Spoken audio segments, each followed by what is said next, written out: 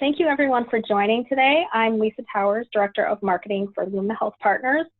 Today our webinar is about maximizing ROI from investment in telemedicine programs. Next slide, please. So a couple of housekeeping items just to keep our webinar running smoothly. The content portion of our webinar will be about 30 minutes, and then we'll have 15 minutes of Q&A.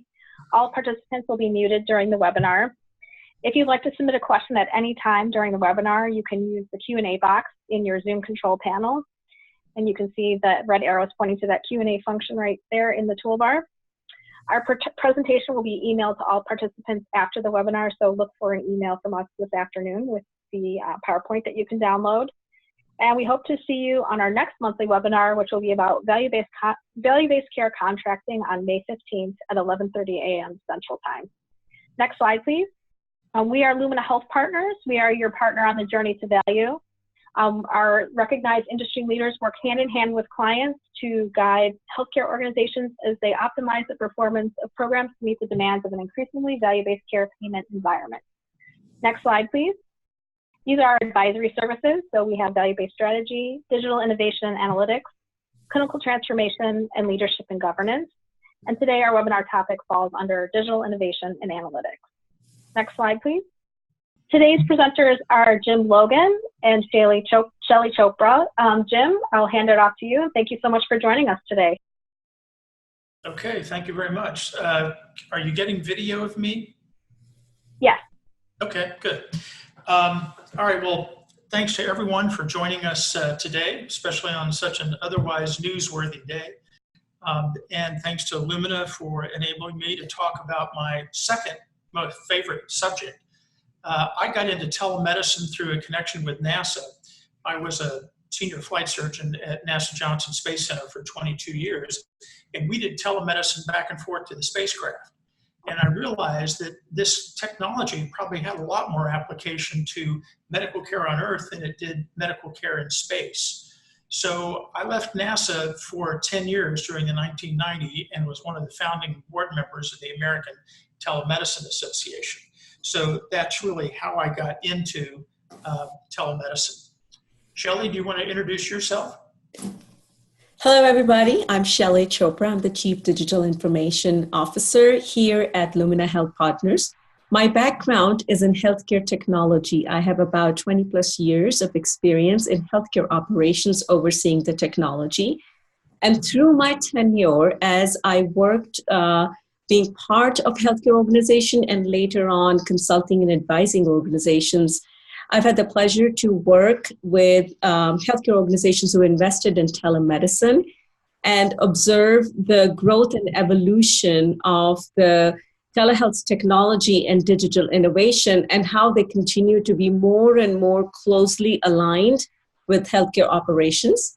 My passion is to study and help realize the return on investment from technology within the operation. So I'm very excited to be part of the panel today and look forward to an engaged discussion. Thank you, Jim.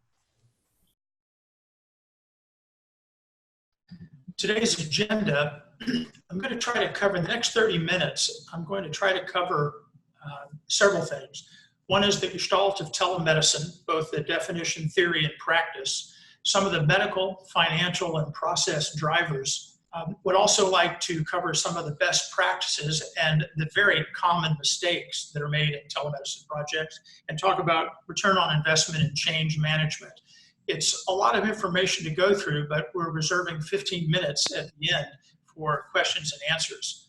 So let's first talk about the gestalt of telemedicine, the definition, theory, and practice. What's important to realize is that telemedicine is not telehealth. They are related, but different. Telehealth is the overall term, and telemedicine is the clinical subset of telehealth. The best definition of telemedicine that I've ever come across is this one. Telemedicine is the two-way transfer of medical data, information, and knowledge between places of lesser and greater medical capability and expertise. It's important to realize that telemedicine is not just a collection of technologies. It's a way of delivering care across a distributed medical enterprise. Probably the best analogy for what telemedicine is the military concept of force projection. You know, in the military, they have bases, Army bases, Air Force bases, naval bases, that all have a lot of capabilities located within the base. But if you can't project your force beyond the base of operations into a distributed theater of operations, your military is essentially worthless. So with telemedicine in the medical arena, we have a lot of medical capability concentrated in hospitals and major specialty urban clinics. And so telemedicine is a way to project the expertise resident in hospitals and major healthcare systems beyond the walls of the hospital, out to the periphery, so that it can be broadcasted across a distributed medical enterprise. Telemedicine tends to work best in a functional or literal managed care environment because the cost savings are really easier to document and track in a managed care environment. The other thing to realize is that telemedicine has to make sense, C-E-N-T-S, for the provider and for the patient. And this point is lost a lot of the time when these telemedicine networks are created and implemented. There are two basic modalities in telemedicine, and they are very different. One is synchronous, and that is interactions that occur in real time. Interactive video or video chats that we're doing now is a synchronous technology. And as a rule, it's actually the other modality that's preferred, which is asynchronous. And you can think of asynchronous as something similar to multimedia email that has a lot of different data types, but that does not occur in real time. Telemedicine, I think, is really going to be shaken up by the way that millennials are probably going to be choosing their healthcare. Millennials, basically, I always consider them the Uber generation. And telemedicine is going to give them the capability to bypass existing geographically based healthcare systems entirely. And I think that's probably going to turbocharge telemedicine. Let's talk about some of the medical, financial, and process drivers for telemedicine. Here are the medical drivers for telemedicine. There are a lot of medical drivers. You could list them, but they would all fit into basically three categories of medical drivers. And that would be either better care, faster care, or cheaper care. So let's talk about better. Under better, what you're doing is you are optimizing medical outcomes using the telemedicine paradigm. You're increasing efficiency and also convenience. In terms of faster, you are decreasing the time to definitive care. We all have had the experience of, let's say, trying to get an appointment with a dermatologist, and the closest appointment you have is maybe 6 to 8 weeks out. Well, telemedicine gives you the capability to considerably decrease the time to definitive care, and that is both for diagnosis and for treatment. The other medical driver, of course, is cheaper. But the central tenet in telemedicine, the kind of debate within telemedicine, is that it's cheaper for who exactly? Is it cheaper for the healthcare delivery system, or is it cheaper for the patient? We've definitely been able to underscore that it's cheaper for the patient, because the patient can avoid time off work, the patient can avoid travel costs and travel time. It's a little harder to define what is cheaper for the healthcare delivery system, but cost avoidance may be the way to really look at that. The financial models for telemedicine, there are a number of those, but the three most significant ones are direct reimbursement, which is essentially standard fee for service. And this is easiest for remote diagnostic interpretation of digital files or digital waveforms or digital images. This is done routinely now in things like teleradiology, telepathology, electrocardiogram. just the standard fee for service. It gets a little more challenging when you talk about using telemedicine as a loss leader. And this is when the healthcare delivery system will offer services to basically expand market share or to enhance the perception that their group is doing state-of-the-art care. In the loss leader mode, reimbursement is secondary. It's not that you can't have reimbursement, it's not that it's an issue, but it's not really the prime driver. In the loss leader mode, you can also educate your primary care providers by stealth. And the prime example I use for this is teledermatology. Let's say you're in a community or a situation in which there are no dermatologists. What happens is the primary care provider can take minimal amount of information and images and then send that using store and forward technology to the specialist. The specialist can review those data at his or her convenience and then send back a treatment plan. This enables the patient to get faster care, better care, and care that happens at the local area. And that knowledge from the specialist goes through the primary care provider at the remote site. So therefore, the primary care provider gets smarter. I saw this happen in real time in the military. We set up a telemedicine system to various ships in the Pacific Theater because, believe it or not, dermatology was a big problem in the aircraft carriers. And once we started doing telemedicine, the dermatologists at Walter Reed could actually do electronic rounds on patients that were on aircraft carriers in the South Pacific. And this enabled them to give quicker care. And boy, I'll tell you, the admirals loved it, the dermatologists loved it, and the patients loved it. So, and this was in a kind of a managed care setting, but still it had real application. The other financial driver is to be able to solidify and expand referral patterns, because as we all know, patterns of referral tend to follow patterns of consultation. So in this model, you can still do reimbursement, but you must make sure that you capture all the aspects that define a telemedicine encounter. And this is kind of a moving data point, because as time goes on, depending on who the payer is, you have to document the telemedicine encounter differently. Let's talk about some of the telemedicine process drivers. And these are drivers that increase the chances of success for a telemedicine network and also help fine-tune telemedicine applications.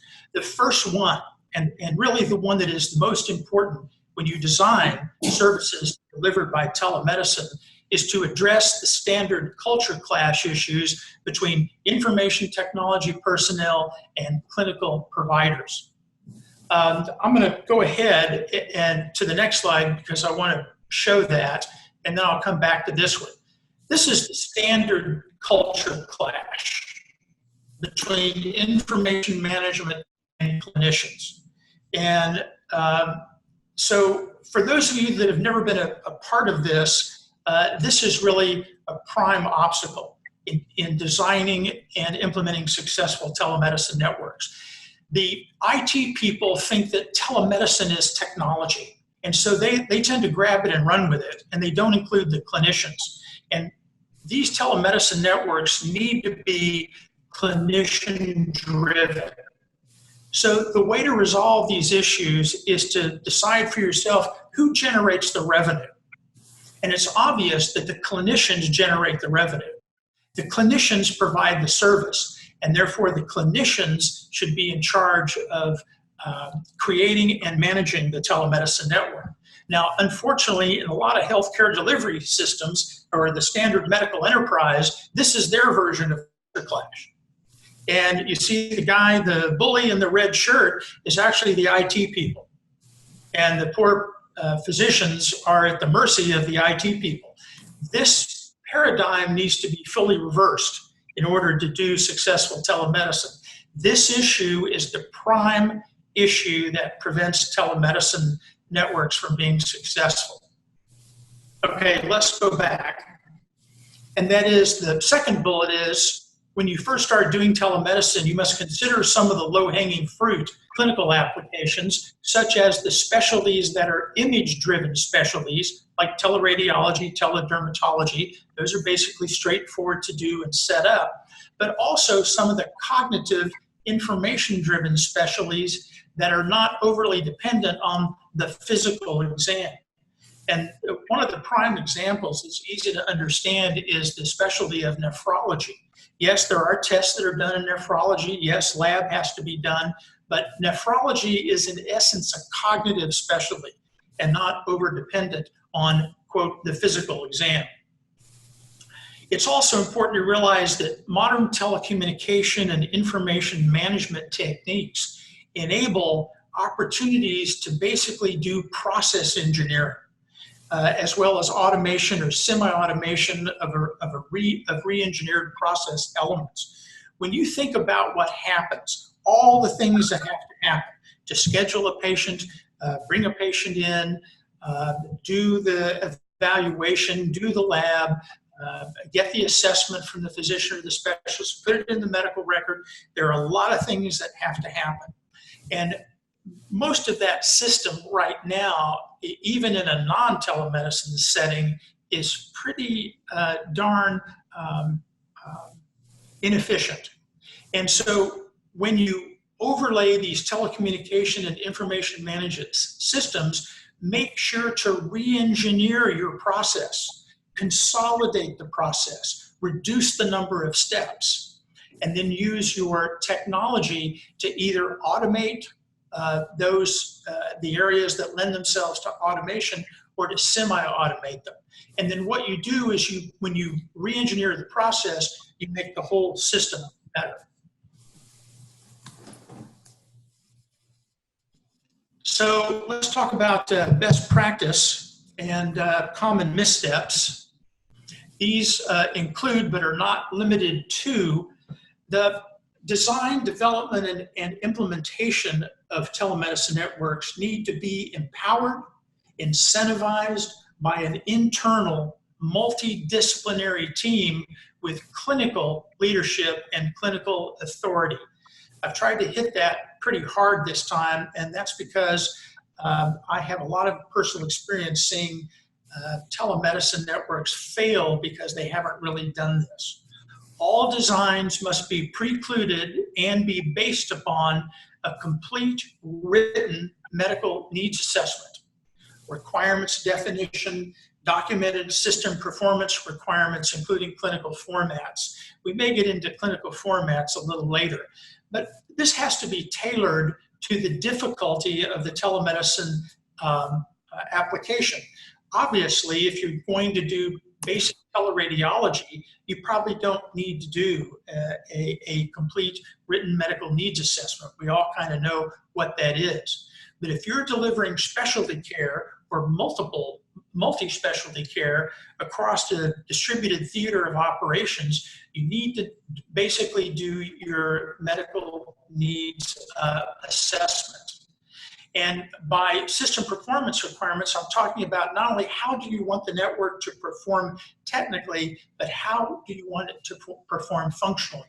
In other words, when a specialist gets a consult, how much time do you expect them to take to get results back to the primary care provider?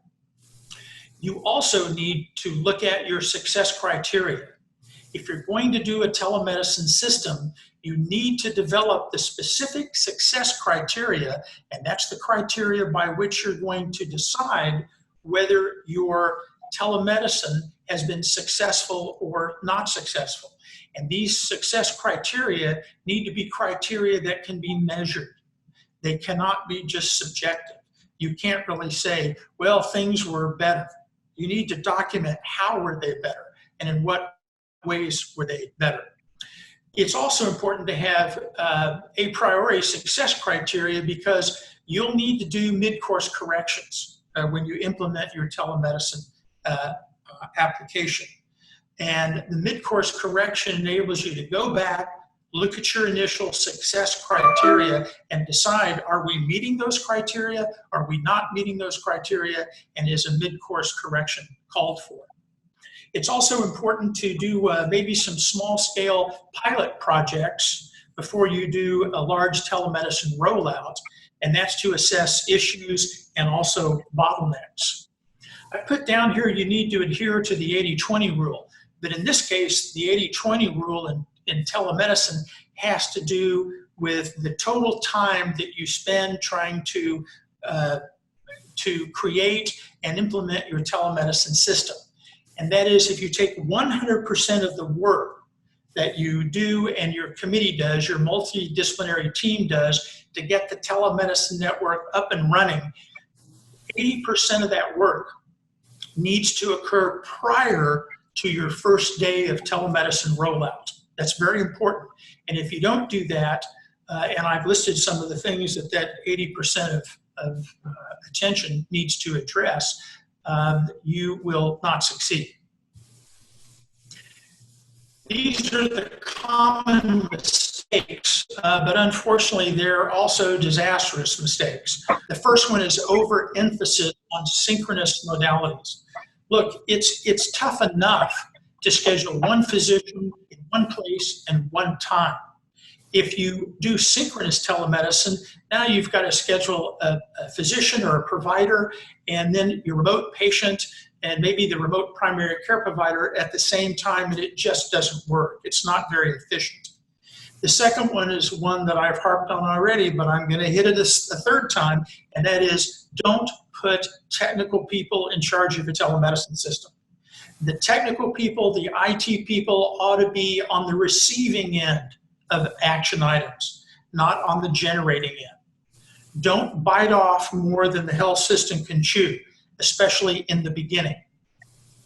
You need to grow your in-house multidisciplinary experts, especially clinical telemedicine champions. And these are providers, they can be nurse practitioners, PAs, physicians, whoever. These are the people that believe passionately in the concept of telemedicine. And so they're your champions, and you need to empower them to help them do the work. You also, I alluded to this previously, you also can't essentially bolt technology on top of a pre-existing inefficient way of delivering care. So that's the reason why you need to do process engineering, consolidate your steps, automate and semi-automate what steps that you can, and then bolt the technology on top of that. And then finally, I really think that you need to get professional assistance to provide some guidance and honest feedback, because telemedicine, especially in the beginning, is not for amateurs. So you need some people, and there are a lot of people out there that can provide some good guidance and give you honest feedback on your telemedicine design and the process that you've used basically to put together and to roll out your telemedicine network. Return on investment and change management. This is proof of concept based on actionable insights. This is part of the needs assessment process. So you've got to identify the problem that you're solving for, what actions do you need to do, what data elements are needed, and what are the systems and sources of data. Dr. Logan, if I may just chime in on this one, I think I'm going to harp upon some of the points that you made before, that if we bolt on technology on top of current inefficient processes, then all we're doing is really amplifying the inefficiencies that exist in our system there.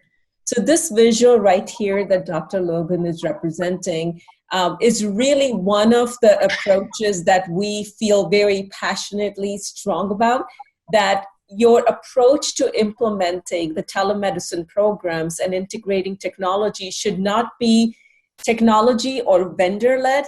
It really should be operations-led. So one of the ways we tackle that is what we call problem-backed approach or a vision-backed approach, where, going back to that 80-20 rule that Dr. Logan was talking about, before you bring in the technology, whether you've selected it already or whether it's already in-house, is to take some time working with your cross-functional steering committee. So governance is very, very important.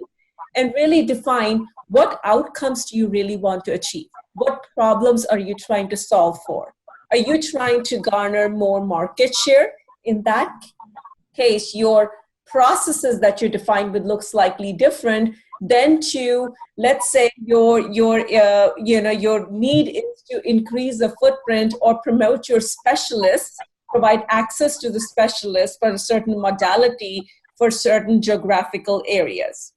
If your need is to really increase your reimbursement for certain modalities, the process flow would look certainly different. So really it starts with defining what outcomes you want to achieve, backing from there into what data insights, what technology insights must be accessible at each part of the process, for a provider, for a patient, for a clinical support team, mapping that out, going backwards from there into what data or data exchange your telemedicine technology needs to encompass or support, and then take all of that into defining the workflow and positioning the technology in the middle. This certainly ends up being the most common misstep we see with the healthcare organizations, where we bring in the technology, we go about implementing the technology. So really our workflow model ends up being more vendor-led versus operations-led. So, I know we're harping on this point, but this is one of the most common misstep or missed opportunity, really, I would say, that we see with the healthcare organizations. I can't emphasize that enough, and that is very well stated, Shaillee. If you've done the process correctly, what you have are criteria by which to evaluate the technology that you're going to consider. But the evaluation of the technology is the next to the last step. And that's the reason why clinical people need to be driving the system. Unfortunately, if you have information management people or IT drive the system, the first step they want to do is to decide on the technology. And that's basically shooting yourself not in the foot, but in the head, because that will come back to haunt you, believe you me. So that's well stated, Shaillee. Thank you very much. And that's one of the reasons I really enjoy conversations with Dr. Logan, because my background is IT.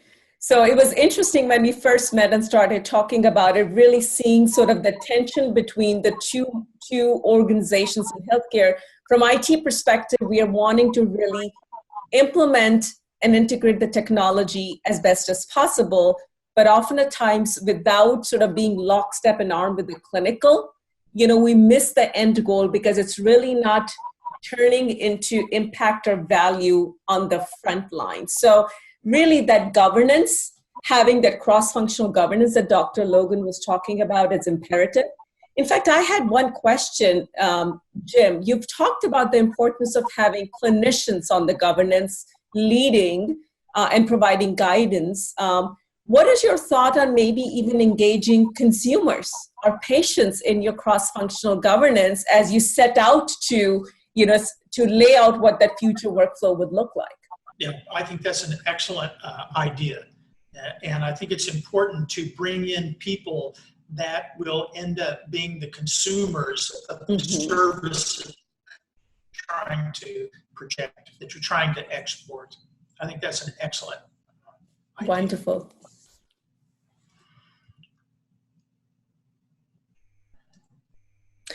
So this slide right here is sort of our visual representation on how we see value measurement. There is no shortage of dollars and funds being invested in various types of technologies in our healthcare system, telemedicine certainly being one of the newest trends here. But if you look at it from perhaps a CFO perspective, this is a big black hole. You keep investing dollars, yet it's unclear what return on investment is realized from the funds investment in the telemedicine programs.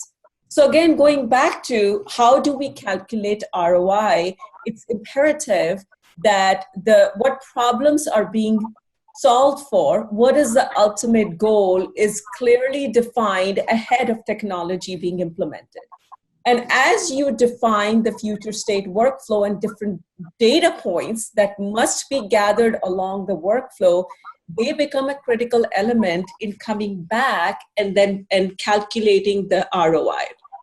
As we look at ROI, we really look at it from three different perspectives. The ROI calculator, meaning what is the investment, technology, resources, perhaps marketing, PR wrapped all around the telemedicine program.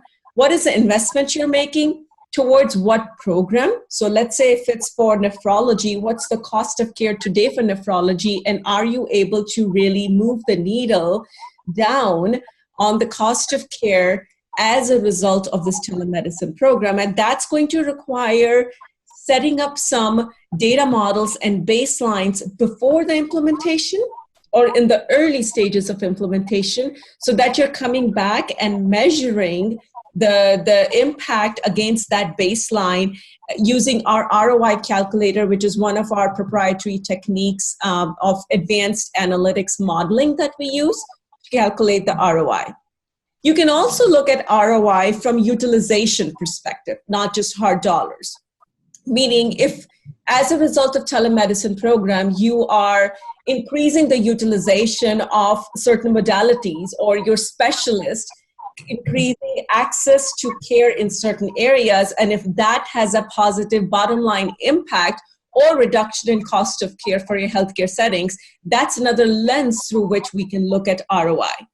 And finally, the predictive modeling, which we find becomes extremely valuable for healthcare executives to assess if they were to make an investment in telemedicine program, what the overall investment, not just the technology, but the resources, along with the cost of operationalization would look like, and what are some of the outcomes that can be anticipated as a result of this investment. And we use advanced modeling techniques to predict what those outcomes can look like, whether in terms of cost of care or utilization or the bottom line impact. So it's spending some time in looking at what ROI could look like and what the actuals turn out to be against the baseline offers you levers, whether they are resource levers, whether they are from operational program perspective, or whether that's an investment you're making in digital innovation, which might wrap around the telemedicine program. It gives you levers that you can maneuver to really optimize the ROI. I think one of the points I'd like to reemphasize, which Jim, you've pointed out early on as well, is it's not just about the technology. It's not just about the cost of technology. It really needs to be taken a look at from a more holistic perspective to truly realize the impact it's being made on the cost of care. And this gives you an excellent pathway to basically do the mid-course correction I was talking about earlier. Let's end up with the future directions. I believe the telemedicine paradigm is inevitable in our modern interconnected world, and it's not a question of if, but a question of when and how. I think we talked about this earlier. I think millennials may be the generation that essentially turbocharges telemedicine expansion. And differences in healthcare policies and programs may also expand telemedicine. I think it's important, too, to look at the impact of licensure. You know, historically, we've always done medical licensure at the state level, but it makes about as much sense to license physicians at the state level as it would to license pilots at the state level. And because good medicine in Maine is the same thing as good medicine in California. If we could finally get around this issue and basically do federal licensure, this would really turbocharge telemedicine as well. I grew up in Oklahoma, and in fact, I set up my first telemedicine network in the state of Oklahoma. It was a teleradiology network that was funded by the Department of Commerce. And before that, rural parts of Oklahoma only had itinerant radiologists. But once we set up the teleradiology system, there was basically the infrastructure to do a land run to provide services to the rural community. And then once that happened, there were other specialists that were striving to create services too. I could go to the airport in Oklahoma City, and there was no secret police that prevent me from traveling to the Mayo Clinic to get my medical care. And yet, as a patient in Oklahoma, I couldn't send my digital image to specialists at the Mayo Clinic unless they had a free and unrestricted license in Oklahoma. That makes no sense whatsoever. So once that changes, and I think